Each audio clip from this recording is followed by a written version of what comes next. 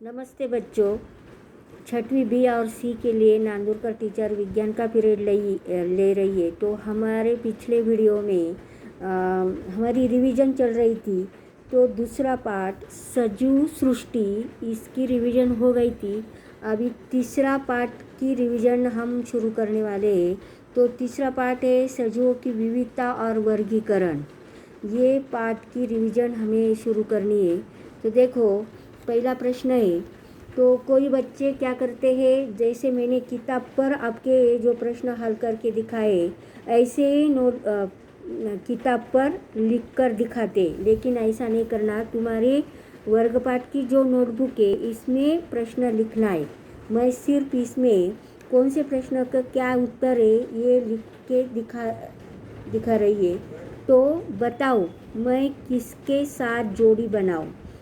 समूह क और समूह ख। तो समूह क के पहले हम वाचन करेंगे उभयचर, कशेरुकी, शल्क वाला। तो उभयचर की जोड़ी है मेंढक, कशेरुकी की जोड़ी है बंदर, शल्क वाला इसकी जोड़ी है सांप। आपको नोटबुक में लिखना है। हम में असंगत कौन है, यानी अलग क्या है, ये असंगत क्या है ये पहचानना है। तो देखो,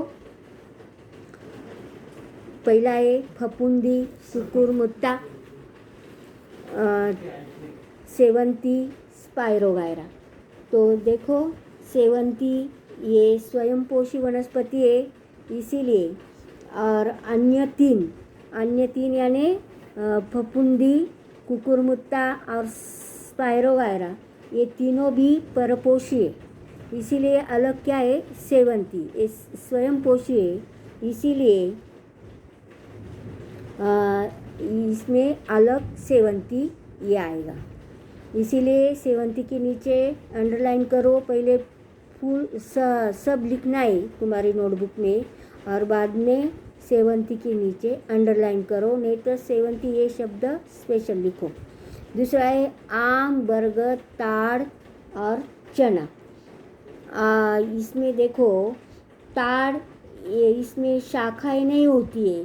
ताड़ जो वनस्पति, अन्य तीनों में शाखाएं होती है, इसीलिए अलग क्या है, ताड़। तीसरा है अंगूर, संतरा, नींबू, गड़हल। तो अंगूर एक लता है, वेली है अंगूर, और संतरा, नींबू, गड़हल ये कम ऊंचाई वाली वनस्पति है, और इसीलिए अंगूर ये लता है, इसीलिए ये अलग है। सूर्यमुखी, बरगद, ज्वार, बाजरा। तो बरगद ये जो बड़ा वृक्ष होता है, बहुवर्षीय वनस्पति है बरगद। और सूर्यमुखी, ज्वार, बाजरा ये एक साल के लिए वनस्पति आती है, यानी चलती है, इसीलिए ये अलग है। बरगद ये यानी ज़्यादा दिन में रहने वाली वनस्पति है, इसीलिए ये अलग है, इसीलिए बरगद के नीचे अंडरलाइन करना है। अमरूद, मूली, गाजर, चुकंदर। तो अमरूद ये मूसला जड़ वाली वनस्पति है, और बाकी ये तीन है, ये इनका खाने के लिए उपयोग किया जाता है, इसीलिए अमरूद अलग वनस्पति है, जड़ वाली वनस्पति, इसीलिए अलग के नीचे यानी अमरूद के नीचे अंडरलाइन करो। हिरण, मछली, मनुष्य और कीटक। तो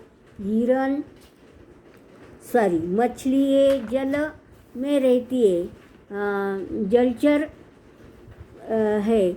अन्य तीनों भूचर है, यानी हिरण, मनुष्य, कीटक है भूचर है, मछली है जलचर है, इसीलिए मछली के नीचे अंडरलाइन करना है। और तीसरा प्रश्न है हम में अंतर क्या है। अंतर का मतलब फ़र्क क्या है, दोनों में तुलना करनी है हमें। जब मैं आपको पढ़ाती थी तो आपको बताया था, लेकिन फिर से याद दिलाती हूँ। पहला दिया है सपुष्प वनस्पति, अपुष्प वनस्पति। इसके मैं आपको सिर्फ बताती है, और आपको ये सुनकर लिखना है। सपुष्प वनस्पति, इसका अर्थ है इसमें फूल आते हैं। सपुष्प जो वनस्पति इसमें क्या होते हैं, फूल आते हैं, और अपुष्प वनस्पतियों में फूल नहीं आते। इसमें फूल आते, इसमें फूल नहीं आते। और दूसरा है, सपुष्प वनस्पतियों में जड़, तना, पत्तियाँ आदि अवयव होते हैं, तो अपुष्प वनस्पतियों में जड़, तना, पत्तियाँ ये अवयव नहीं होते। इसके विरुद्ध ये सपुष्प वनस्पतियाँ अधिक विकसित होती है, अपुष्प वनस्पतियाँ अधिक विकसित नहीं होती। तीसरा है चौथा है, सपुष्प वनस्पतियों में बीज तथा फल लगते हैं। सपुष्प वनस्पतियों में बीज तथा फल लगते हैं। अपुष्प वनस्पतियों में फल नहीं आते हैं। सिर्फ एक एक वाक्य में लिखना है, ज़्यादा कठिन नहीं है। दूसरा है वृक्ष, झाड़ी। तो आपको ये शब्द से समझ में आते हैं। वृक्ष बड़े बड़े होते, झाड़ी इतनी बड़ी नहीं होती। झाड़ी की ऊंचाई बहुत कम होती है, तो वृक्ष की ऊंचाई बहुत ज़्यादा होती है। वृक्ष का आकार में बहुत बड़े होते हैं, झाड़ी आकार में बहुत छोटी होती है। वृक्ष बहुवर्षीय होते हैं, और झाड़ियाँ 1 वर्षीय, 2 वर्ष, द्विवर्षीय होती है। और वृक्षों से हम कई उपयोगी लकड़ी मिलते हैं, फल मिलते हैं, लेकिन झाड़ियों से कई उपयोगी लकड़ी नहीं मिलती। सिर्फ इतना ही लिखना है। तीसरा है कशेरुकी प्राणी, अकशेरुकी प्राणी। तो कशेरुकी प्राणियों में मेरुदंड होता है, अकशेरुकी प्राणियों में मेरुदंड नहीं होता। कुशेरुकी प्राणी में पूर्णतः विकसित प्राणी है। कशेरुकी प्राणी पूर्णतः विकसित प्राणी है, अकशेरुकी प्राणी कम विकसित प्राणी है। कशेरुकी प्राणियों का जीवन काल अधिक होता है, अकशेरुकी प्राणियों का जीवन काल कम होता है। एक एक वाक्य में लिखना है, लिखो। और इसके बाद प्रश्न क्रमांक 4, सत्य है अथवा असत्य है लिखना। सही गलत, सत्य असत्य इसका अर्थ है। घोंगा एक जलचर प्राणी है, सत्य है। इसके सामने लिखना है, पूर्ण वाक्य लिखो और उसके नीचे लिखो सत्य है। उभयचर प्राणी हवा तथा पानी में रह सकते हैं, असत्य। तीसरा एक, कशेरुकी प्राणियों में मस्तिष्क का कार्य अधिक विकसित होता है, सत्य है। अमीबा बहुकोशिकीय प्राणी है, असत्य है। इसके बाद प्रश्न क्रमांक 5, प्रत्येकी 2-2 उदाहरण लिखो। सपुष्प वनस्पती कोणते? आम, महुआ, गेंदा लिखो। दूसरा है लता, तो लता में क्या लिखेंगे? कुम्हड़ा, तरबूज। दूसरा है अपुष्प वनस्पति कौन सी? शैवाल, परणाम। 1 वर्षीय वनस्पति ज्वार, मक्का। वृक्ष नीम, बरगद। द्विवर्षीय वनस्पति गाजर, चुकंदर। इसके बाद झाड़ी कौन सी है? कनेर, झरबेर, ये झाड़ी में लिखो। बहुवर्षीय वनस्पति में क्या लिखेंगे? आम, कटहल, ऐसे लिखना है। और इसके बाद आपको निम्नलिखित प्रश्नों के उत्तर लिखना है। तो ये उत्तर भी बहुत आसान है। वनस्पति के अवयव कौन कौन से हैं? तो मैंने आपको पहले जब मैं ये पाठ पढ़ाया था तो आपको वनस्पति के एक आकृति बनाने के लिए दी थी, और उनके अवयव कौन कौन सी थे? तो जड़, तना, पत्तियाँ, फूल, फल, ये वनस्पति के मुख्य अवयव है। जड़ों के कौन कौन से कार्य है? तो जड़ों के कार्य देखो, जड़ें पूरी तरह वनस्पति को आधार देती है। ज़मीन से पानी तथा पोषक तत्व लेकर उन्हें पौधे के प्रत्येक अंग तक पहुंचाती है। जड़ों द्वारा मिट्टी का क्षरण रोका जाता है। कुछ जड़ें द्वारा खाद्य संग्रह भी किया जाता है। ये जड़ों के कार्य है। तीसरा प्रश्न है, देखो, सजीवों के वर्गीकरण की आवश्यकता क्यों होती है? सजीवों के वर्गीकरण आवश्यकता, सजीवों की संख्या बहुत ही अधिक और उनमें बहुत अधिक विविधता पाई जाती है और ऐसी स्थिति सभी सजीवों को अलग अलग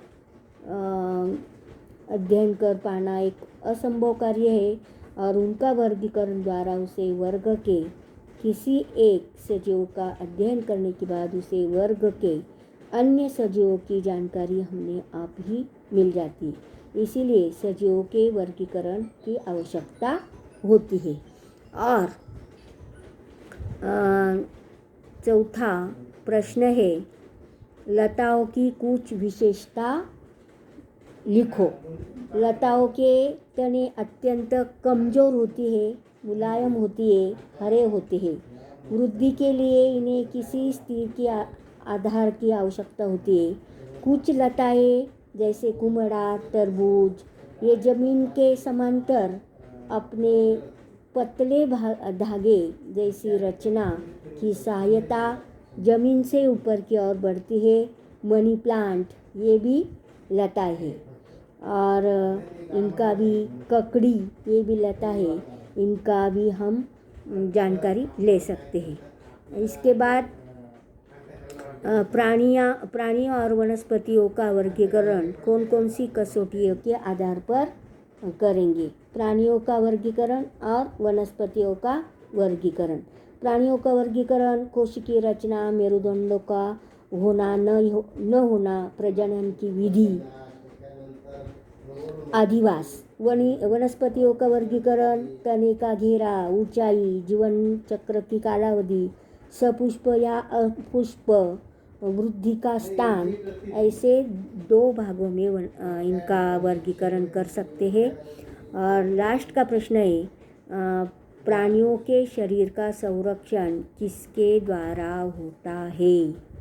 प्राणियों का शरीर का संरक्षण किसके द्वारा होता है? तो प्राणियों के शरीर का मुख्य संरक्षक उसकी त्वचा है। कुछ प्राणियों शरीर पर शल्य पाए जाते हैं जो शरीर का संरक्षण करते हैं, तो कुछ प्राणी अपने व्यवहार द्वारा भी अपना संरक्षण करते हैं। प्रकृति ने प्राणियों को आकस्मिक संकट में अपना संरक्षण के लिए नाखून, सींग तथा दांत के लिए भी अपना संरक्षण करते हैं। और प्रश्न क्रमांक 7, आकृति बनाओ।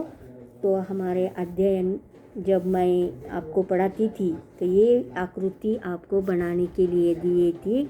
वनस्पति की आकृति बनाकर उसमें जड़ तथा पत्तियाँ दर्शाओ। ये आकृति पहले ही आपने बनाकर दिखाइए। ये देखो वनस्पति की रचना, इसमें फूले, तनाए, पत्तिए और फले, ये आकृति आपको फिर से बनानी है। तो इसी तरह हमारा तीसरा पाठ सजीवों की विविधता और वर्गीकरण, इस पाठ का रिवीजन हो गई है। सभी लड़के वर्गपाठ की नोटबुक में फिर से प्रश्न के उत्तर लिखो और ये लिखना ज़रूरी है। ओके।